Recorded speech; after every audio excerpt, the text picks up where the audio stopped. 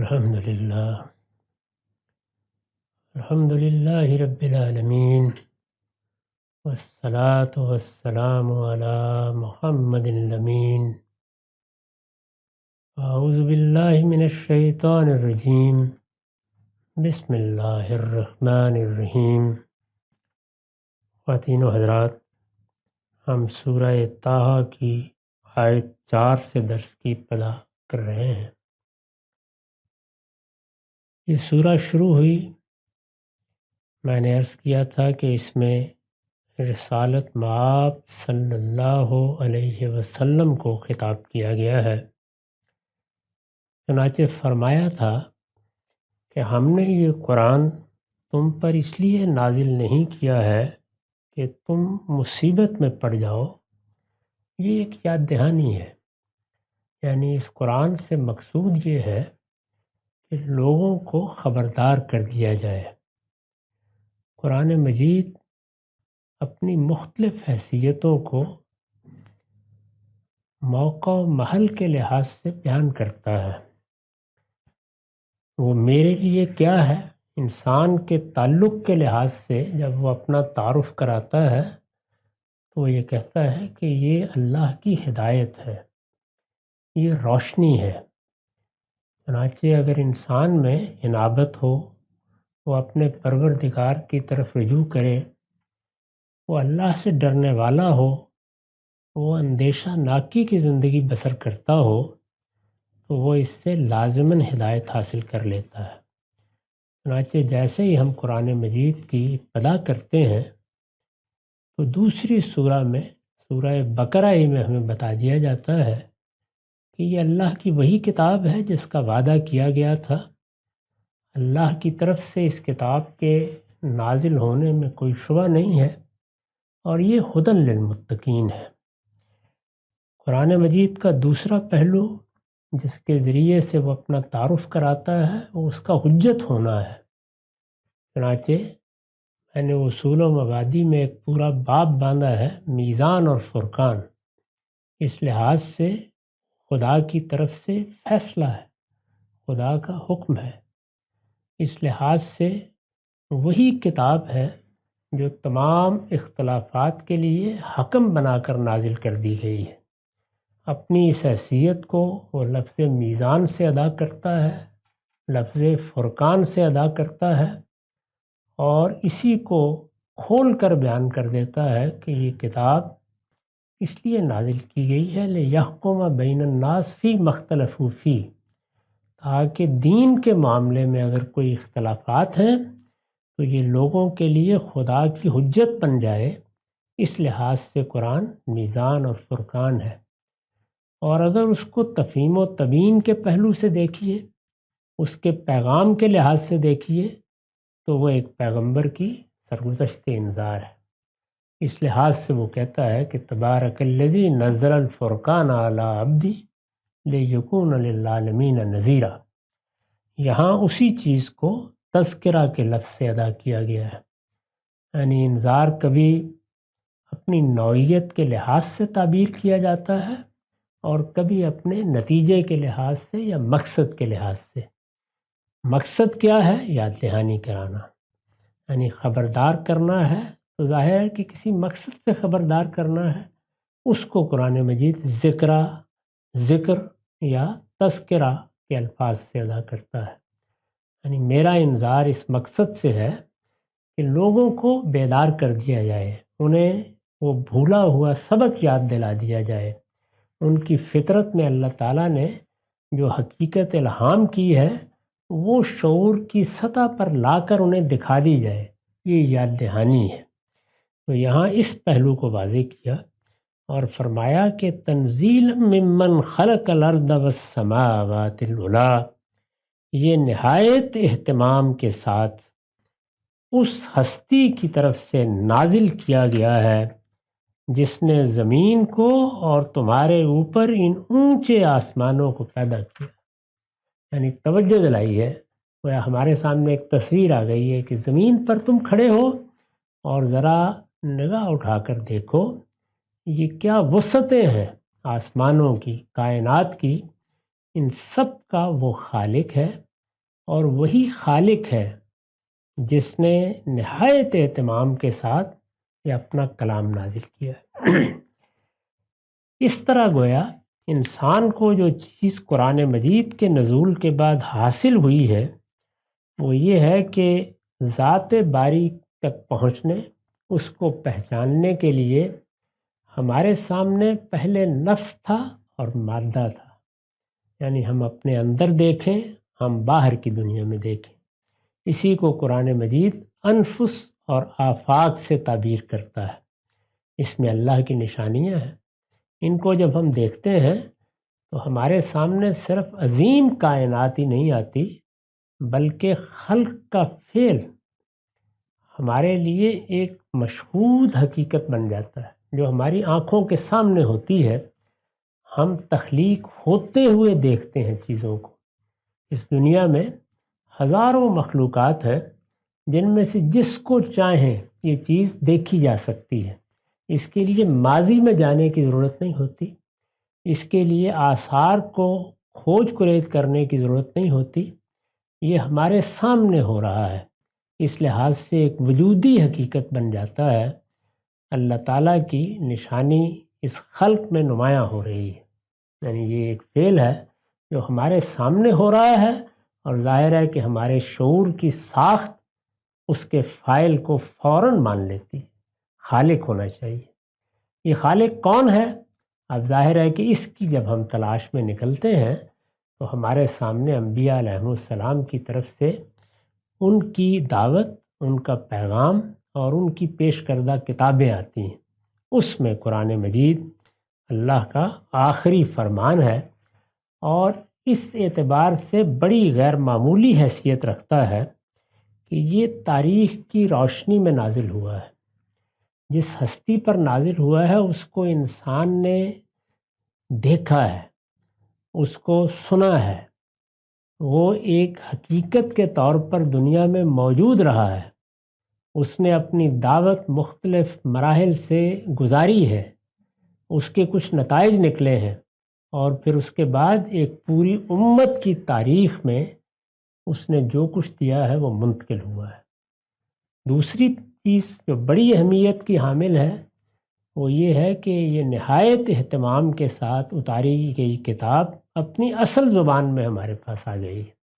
یعنی جس طرح ہم خدا کی کائنات کو یا اپنے نفس کو بغیر کسی واسطے کے دیکھ سکتے ہیں، بالکل اسی طرح خدا کو اس کتاب میں بولتا ہوا دیکھ سکتے ہیں۔ وہ کلام فرما رہا ہے، وہ بندوں سے خطاب کر رہا ہے۔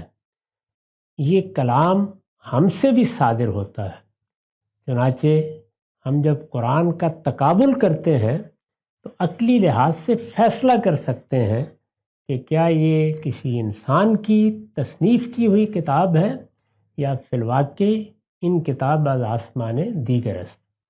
تو قرآن مجید نے یہاں اس پہلو سے اپنا تعارف کرایا، اور رسالت مآب صلی اللہ علیہ وسلم کو تسلی دیتے ہوئے یہ کہا، یہ قرآن یہ کسی سائل کی درخواست نہیں ہے، یہ اس پروردگار کا اتارا ہوا کلام ہے جو تمہارا بھی خالق ہے، تمہاری اس زمین کا بھی خالق ہے، اور اس پوری کائنات کا بھی خالق ہے، ان اونچے آسمانوں کا بھی خالق ہے۔ اس نے یہ اتارا ہے اور نہایت اہتمام کے ساتھ اتارا ہے۔ اس کو پیش کرنا تمہاری ذمہ داری ہے، اس کے ذریعے سے تذکیر کر دینا، نصیحت کر دینا، بات پہنچا دینا، یہ تمہاری ذمہ داری ہے۔ اپنے آپ کو کسی مصیبت میں ڈال لینا اس کا تمہیں مکلف نہیں کیا گیا۔ ارشاد ہوا الرحمن علی العرش استویٰ، پیچھے تو فرمایا تھا کہ وہ زمین کا اور ان اونچے آسمانوں کا خالق ہے، اب بتایا کہ وہ کون ہے؟ وہ رحمان ہے، وہی رحمان، وہ اس کائنات کے تخت سلطنت پر جلوہ فرما ہے۔ اللہ تعالیٰ کا جو تصور قرآن دیتا ہے یہ اس کو دو جملوں میں بیان کر دیا ہے۔ پہلی بات یہ فرمائی کہ وہ خالق ہے، دوسری بات یہ فرمائی کہ وہ اپنی اس سلطنت کا نظم چلا رہا ہے۔ یعنی ایسا نہیں ہے کہ اس نے خلق کر دیا، یہ کائنات بنا دی اور اس کے بعد اس سے بے تعلق ہو گیا، جیسے کہ بعض فلسفیوں نے رائے قائم کی۔ اس نے اس دنیا کو تحریک دے کر محض قوانین کے سپرد نہیں کر دیا، یقیناً یہ قوانینی کے تحت چل رہی ہے اور بڑی حد تک خودکار ہے، لیکن وہ اس کے نظم کو براہ راست دیکھ رہا ہے، یہ اس کی نگرانی میں چل رہی ہے۔ اس کو قرآن مجید اس طرح تعبیر کرتا ہے کہ جیسے ایک بادشاہ کی سلطنت ہے اور وہ اپنے تخت حکومت پر بیٹھ کر اس کا نظم چلا رہا ہے، اس کو اس طرح بیان کیا۔ تو ارشاد فرمایا الرحمن علی العرش استویٰ،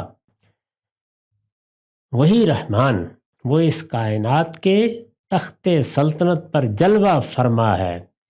لہو ما فی السماوات و ما فی الارض وما بینہما وما تحت الثری، زمین اور آسمانوں میں جو کچھ ہے اور جو کچھ ان کے درمیان ہے اور جو کچھ زمین کے نیچے ہے، سب اسی کے اختیار میں۔ یہی توحید کا کمال ہے، یعنی اللہ تعالیٰ نے کئی پہلوؤں سے اپنی توحید کو قرآن میں بیان کیا ہے، اور یہاں بھی دیکھیے کہ عملی پہلو سے اس کی نہایت خوبصورت توضیح کر دی ہے، یعنی وہی بات جو دوسری جگہ دو لفظوں میں بیان کی، الا لہ الخلق والامر، سنو خلق بھی اسی کا ہے، یعنی یہ دنیا خود تمہارا وجود یہ اس کی تخلیق ہے، اور اپنی اس تخلیق کے لیے اسے کسی کی مدد کی ضرورت نہیں پڑی، یہ سب اس کے ارادے سے وجود پذیر ہو گیا ہے۔ اس نے جب چاہا تو یہ سب کچھ عدم سے وجود میں آ گیا۔ دوسری چیز کیا ہے؟ لہ الامر، یعنی اس نے اس کو بنانے کے بعد نہ اپنی کسی مخلوق کے سپرد کر دیا ہے، نہ کوئی اس کا ساجی ہے، نہ کسی کو اس میں کوئی اختیار حاصل ہے۔ فرشتے ہیں تو اس کے بندے ہیں، جنات ہیں تو اس کے بندے ہیں، اور تم انسان ہو تو اس کے بندے ہو۔ اس کے بندوں کی حیثیت سے تمہیں کچھ ذمہ داریاں دی جاتی ہیں، فرشتوں کو بھی ایسی حیثیت سے دی جاتی ہیں، وہ بھی عباد الرحمن ہے، اور جنات سے بھی اگر کوئی بات ہوتی ہے تو اسی پہلو سے ہوتی ہے، لہٰذا خلق بھی اس کا ہے اور امر بھی اس کا ہے۔ تو اس کے ہر پہلو کو واضح کر دیا کہ یہ کتاب، یہ کلام اس ہستی کی طرف سے نازل ہوا ہے جو زمین کا بھی خالق ہے اور ان اونچے آسمانوں کا بھی، ان بڑی کائناتوں کا بھی، عظیم کائناتوں کا بھی خالق ہے۔ وہ اس کو بنانے کے بعد کہیں گھر نہیں چلا گیا، وہ رحمان، وہ اس کے تخت سلطنت پر جلوہ فرما ہے، یعنی وہ اس کا نظم چلا رہا ہے، اس کو دیکھ رہا ہے، ہر چیز اس کی نگرانی میں ہو رہی ہے۔ موت و حیات کا یہ پورا کارخانہ ایک ایک پہلو سے دیکھا جا رہا ہے، اور اس زمین پر، ان آسمانوں میں، یہ سب کائناتیں جو تم کو نظر آ رہی ہیں اور جو نظر نہیں آ رہی، ان میں جو کچھ ہے، خواہ وہ ان کے اندر یا ان کے درمیان ہے، اور جو کچھ زمین کے نیچے ہے، سب اسی کے اختیار میں ہے۔ یہ بھی ظاہر ہے کہ احاطے کا مضمون ہے، اس کے خلق میں کوئی شامل نہیں، اس کے امر میں کوئی شامل نہیں، اور کوئی جگہ ایسی نہیں ہے جو اس کے اختیار سے باہر ہو، جہاں تم جا کے پناہ لے سکتے ہو یا کسی اور کا دامن پکڑ سکتے ہو۔ نیچے، اوپر، دائیں بائیں، اس پوری کائنات میں اسی کی فرما روائی ہے۔ یہ توحید کو بیان فرمایا، اور یہ کہا کہ وہ پروردگار ہے جس نے یہ کتاب نہایت اہتمام کے ساتھ نازل کی ہے، لیکن تمہیں داروغہ بنا کر نہیں بھیجا۔ اس کتاب کو پڑھ کے سنانا ہے، اس کا پیغام پہنچانا ہے، یہ نذیرا للعالمین ہے، اس کے ذریعے سے خبردار کرنا ہے، اس کا مقصد یاد دہانی ہے، یعنی لوگوں کو یاد دلا دیا جائے۔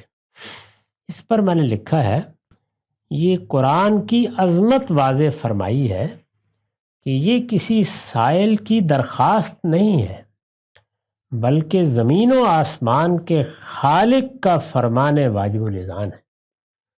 اس ہستی کو تم بھی جانتے ہو اور تمہارے مخاطبین بھی جانتے ہیں، وہ بھی مانتے ہیں کہ اس کائنات کا خالق اللہ ہی ہے، وہ خالق ہے جس کا یہ فرمان واجب الاذعان ہے۔ یہ کوئی کسی بادشاہ سلامت نے یہاں سے نہیں بھیج دیا، یہ زمین و آسمان کے بادشاہ کی طرف سے آیا ہے، لہٰذا اس کو اسی شان سے پیش کرنا چاہیے۔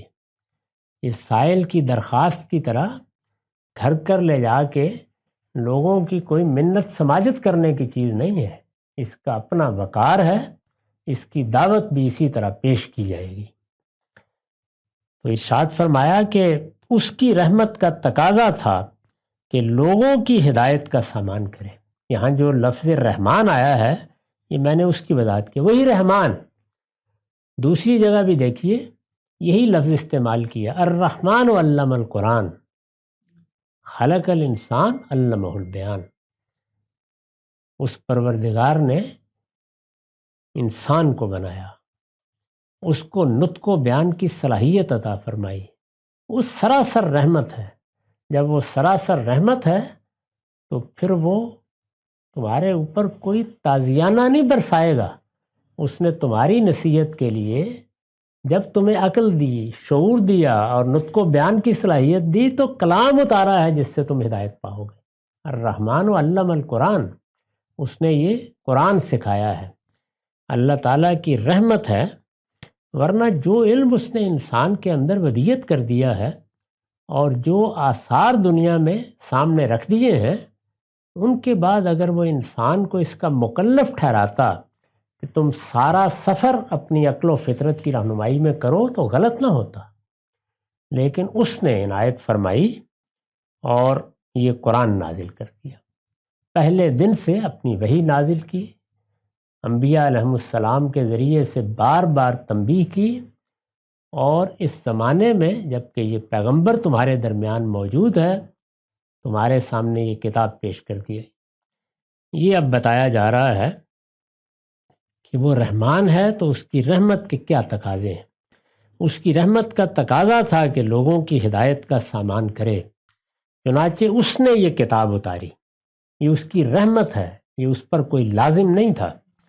وہ اس کائنات کو پیدا کر کے اس سے الگ نہیں ہو بیٹھا ہے، بلکہ اس کے تخت سلطنت پر متمکن ہے اور اپنی مخلوقات پر فرما روائی کر رہا ہے، یعنی زندہ بادشاہ ہے، حی اور قیوم ہے، تمام معاملات کو دیکھ رہا ہے، اسی لیے وقتاً فوقتاً اپنی ہدایت بھیجتا رہا ہے۔ وہ اس کے تخت سلطنت پر متمکن ہے۔ اس کتاب کے ذریعے سے اس نے لوگوں کو اپنے احکام و قوانین سے آگاہ کر دیا۔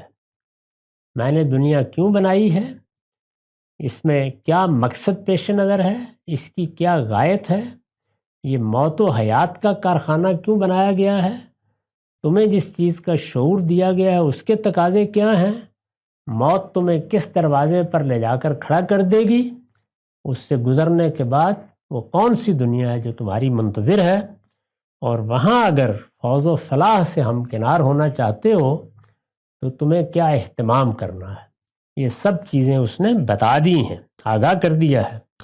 اب اگر انہوں نے اس کی قدر نہیں پہچانی اور اسی طرح اس کو رد کرتے رہے تو اس کی ذمہ داری آپ پر نہیں ہے، یعنی رسول اللہ کو خطاب کیا گیا ہے کہ اگر یہ لوگ اتنی بڑی نعمت کو رد کر رہے ہیں تو اس کی کوئی ذمہ داری آپ پر عائد نہیں ہوتی۔ اس کتاب کو رد کرنے کے کئی درجات ہیں۔ اللہ کے پیغمبر نے جب یہ کتاب پیش کی اور انہوں نے اس کو خدا کی کتاب ماننے سے انکار کر دیا، یہ ظاہر ہے کہ رد کرنے کا آخری درجہ ہے۔ اس کے بعد یہ کتاب ایک قوم کو، ایک امت کو دے دی گئی، وہ اس کے پاس موجود ہے۔ اب اگر لوگ اس سے بے اعتنائی برتتے ہیں، اس کو پش پش ڈال دیتے ہیں، اس کے ہوتے ہوئے خدا تک پہنچنے کے دوسرے راستے تلاش کرتے ہیں، تو یہ سب اس کو اصل میں رد کر دینا ہے۔ یعنی یہ کتاب ہے جس کو میری آپ کی زندگی کا محور ہونا چاہیے، اسی سے ہم خدا کی راہ پائیں گے۔ جس طرح دنیا میں جینے کے لیے انسان کو اپنی عقل کو بیدار رکھنا پڑتا ہے، وہ اگر اپنی باغ خواہشات کے حوالے کر دے تو اس دنیا میں فساد پیدا ہو جاتا ہے۔ انسانی عقل اس کو منظم زندگی گزارنے کی ہدایت دیتی ہے اور پھر اس دنیا کے مسائل کو حل کرنے کی صلاحیت اس میں پیدا کر دیتی ہے۔ وہ ایسا غیر معمولی ملکہ ہے جو انسان کو دیا گیا ہے۔ وہ عقل کو استعمال نہ کرے، اس کی رہنمائی کو رد کر دے تو دنیا میں اپنی تقدیر کھوٹی کر بیٹھتا ہے، اور اگر اللہ کی کتاب کو رد کر دے، اس سے رہنمائی نہ لے یا اس کے بجائے دوسری جگہوں سے خدا تک پہنچنے کی راہیں تلاش کرے تو وہ آخرت میں اپنی تقدیر کو کھوٹا کر بیٹھتا ہے۔ تو دونوں پہلوؤں سے ہمیشہ ملحوظ رکھنا چاہیے کہ دنیا میں انسان کبھی اپنی عقل سے دستبردار نہ ہو، اور آخرت میں فوز و فلاح کے لیے کبھی قرآن مجید کے مقابل میں یا اس کے متوازی کسی اور چیز کی طرف آنکھ اٹھا کر دیکھنا بھی گوارا نہ کرے۔ یہ ہے در حقیقت قرآن مجید کو محور اور مرکز بنا کے زندگی بسر کرنا۔ اسی کی شکایت قرآن میں بیان ہوئی ہے۔ ایک وقت آئے گا کہ جب اللہ کا پیغمبر کہے گا کہ یہ میری قوم نے، میرے ماننے والوں نے قرآن کو پس پشت ڈال دیا ہے۔ قرآن مجید کو پس پشت ڈال دینا علم میں بھی ہے، عمل میں بھی ہے۔ یہی در حقیقت ہمارا المیہ ہے۔ تو فرمایا کہ یہ اس کی قدر نہیں پہچان رہے، یعنی ایک قوم کو یہ بتایا جا رہا ہے یا انسانوں کو یہ بتایا جا رہا ہے کہ اللہ نے اپنی ہدایت اتار دی ہے، اللہ نے رہنمائی کا اہتمام کر دیا ہے۔ تمہارے وہ بڑے سوالات جن کے جواب کے لیے انسانی عقل کے پاس کوئی ذرائع ہی نہیں ہے، ان کے جوابات دے دیے ہیں، لیکن وہ اس کو چھوڑ کر انہی وادیوں میں سرگرداں رہنا پسند کرتے ہیں۔ تو یہ گویا قرآن کی قدر نہ پہچاننا ہے، اور اس کے پھر نتائج ہیں۔ اس کی ذمہ داری آپ پر نہیں ہے، وہ اس کے نتائج خود بھگتیں گے۔ استاد امام لکھتے ہیں اس میں نبی صلی اللہ علیہ وسلم کے لیے یہ اشارہ بھی ہے کہ اس کو اسی طرح لوگوں کے سامنے پیش کیجئے جس طرح آسمان و زمین کے خالق و مالک کا کلام پیش کیا جانا چاہیے، یعنی جس طرح پہلے میں نے عرض کیا، سائل کی درخواست بنا کے نہیں بلکہ پورے وقار کے ساتھ۔ یہ بادشاہ کائنات کا فرمان ہے، اس کو اسی حیثیت سے پیش کیجئے۔ اس کے لیے نہ زیادہ استمالت کی ضرورت ہے، نہ کسی الہ و اسرار کی، نہیں، یعنی یہ نہیں ہے کہ آپ جائیے اور جا کر لوگوں کی کوئی منت سماجت کیجئے، اس کی کوئی ضرورت نہیں ہے، اور نہ اصرار کرنے کی کوئی ضرورت ہے۔ وقار کے ساتھ یہ تذکرہ ہے، یاد دہانی ہے، یہ ان کے لیے ہے، ان سے خدا کا تقاضا ہے کہ وہ اس کی قدر پہچانے۔ آپ کی ذمہ داری پیش کرنا ہے، اس کے قبول کرنے میں لوگوں کا اپنا نفع ہے نہ کہ خدا کا۔ یہ کوئی ملتجیانہ درخواست نہیں ہے، التجا نہیں ہے، بلکہ خلق کے لیے صحیفہ ہدایت ہے۔ وہ اگر اپنے لیے رہنمائی چاہتے ہیں تو یہ ان کے لیے ہدایت بنا کر نازل کیا گیا ہے۔ اس کو رد کرنے والے خود اپنی شامت بلائیں گے، آپ کا کچھ نہیں بگاڑے۔ تو یہاں سے یہ سورہ شروع کی ہے۔ جس طرح میں نے عرض کیا تھا کہ اس سورہ میں، پوری سورہ میں خطاب رسول اللہ سے ہے۔ آپ کو صبر اور انتظار کی تلقین کی گئی ہے، آپ کی ذمہ داری کی حد بتائی گئی ہے، اور یہ سمجھایا گیا ہے کہ آپ کو کیا کام کرنا ہے اور کون سے حدود ہیں جن سے آگے جانے کی کوئی ضرورت نہیں ہے۔ اسی سے ابتدا کی ہے، سب اسی کے اختیار میں ہے۔ فرمایا کہ زمین آسمان کا بادشاہ ہے، لہذا اس کے کلام کو اسی حیثیت سے پیش کریں۔ وَإِن تَجْهَرْ بِالْقَوْلِ فَإِنَّهُ يَعْلَمُ السِّرَّ وَأَخْفَى، تم چاہے اپنی بات علانیہ کہو یا چپکے سے کہو، اس سے کچھ بھی چھپا ہوا نہیں ہے۔ جملے کا یہ حصہ ہے جو عربیت کے اسلوب پر اصل میں حذف ہو گیا ہے، اس کو میں نے کھول دیا ہے۔ تم چاہے تو اپنی بات علانیہ کہو یا چپکے سے کہو، اس سے کچھ بھی چھپا ہوا نہیں ہے، اس لیے کہ وہ تو چپکے سے کہی ہوئی بات بلکہ اس سے زیادہ مخفی باتوں کو بھی جانتا ہے۔ تو اس طرح بتا دیا کہ جس زمین و آسمان کے ظاہر میں اور باطن میں جس طرح کوئی چیز اس سے چھپی ہوئی نہیں ہے، اس طرح تمہارے نفس میں بھی کوئی چیز نہیں ہے کہ جو اس کی نگاہوں سے پوشیدہ ہو۔ اس طرح نہیں ہے کہ تم علانیہ کسی چیز کا بیان کرو گے تو وہ اس کے علم میں آئے گا، اس سے کوئی چیز چھپی ہوئی نہیں، خواہ وہ چپکے سے کہی ہوئی بات ہے یا اس سے بھی نیچے کوئی مخفی چیز ہے، وہ ہر چیز سے واقف ہے۔ اس پر میں نے وضاحت کی ہے، یہ ایک دوسرے پہلو سے نبی صلی اللہ علیہ وسلم کو تسلی دی گئی ہے۔ مطلب یہ ہے کہ دل و دماغ کے مخفی گوشوں میں چھپے ہوئے سوالات اور پریشانیاں ہوں یا آپ کی دعا و مناجات میں ظاہر ہونے والی مشکلات اور تمنائیں، اللہ ہر چیز سے واقف ہے۔ یعنی جس وقت اس دعوت میں مشکلات آتی ہیں، تکالیف برداشت کرنی پڑتی ہے، بندہ مومن کی حیثیت سے تم اور تمہارے ساتھی دعائیں کرتے ہیں، مناجات کرتے ہیں، اگر سوالات تمہارے دلوں میں پیدا ہوتے ہیں اور تم اس کا اظہار بھی نہیں کرتے، تو جس پروردگار نے یہ کتاب تم پر نازل کیا وہ ان میں سے ہر چیز کو جانتا ہے، اس لیے آپ مطمئن رہیں، وہ آپ کی ہر مشکل کو آسان کرے گا اور اس دعوت کے کسی مرحلے میں بھی آپ اس کی رہنمائی سے محروم نہیں رہیں۔ تو یہ تسلی دی کہ اس کتاب کو پیش کریں، اسی لیے ایک مرتبہ آپ کے ہاتھ میں نہیں پکڑا دی گئی، بلکہ آپ کی اور آپ کی دعوت کی ضرورتوں کے لحاظ سے نازل ہوتی ہے۔ جو سوالات اٹھیں گے ان کو ہم دیکھ لیں گے، جو اعتراضات کیے جائیں گے ان کا ہم جائزہ لے لیں گے، جس جس مرحلے پر جس رہنمائی کی ضرورت ہوگی وہ اس کتاب میں نازل ہو جائے گی۔ دل میں کوئی بات سوچ رہے ہیں، کچھ سوالات سے اپنے باطن میں پریشان ہیں، کوئی مناجات، کوئی عرضداشت خدا کی بارگاہ میں پیش کر دیتے ہیں، فرمایا کہ یہ خیال نہ کریں کہ وہ ہماری طرف پہنچتی نہیں ہے، اس سب سے ہم واقف ہیں، اس کا جواب اپنے وقت پر دیتے ہیں۔ تم چاہے اپنی بات علانیہ کہو یا چپکے سے کہو، اس سے کچھ بھی چھپا ہوا نہیں ہے، اس لیے کہ وہ تو چپکے سے کہی ہوئی بات بلکہ اس سے زیادہ مخفی باتوں کو بھی جانتا ہے۔ اللہ لا الہ الا ہو لہ الاسماء الحسنی، وہ اللہ ہے، اس کے سوا کوئی الہ نہیں ہے، تمام اچھے نام اسی کے۔ میں نے لکھا ہے یہ کامل تفویض کی ہدایت ہے کہ آپ اپنا معاملہ اسی کے حوالے کیجئے، اس کے سوا کوئی معبود نہیں ہے، کوئی اور مرجع نہیں ہے، کوئی اور ملجا نہیں ہے۔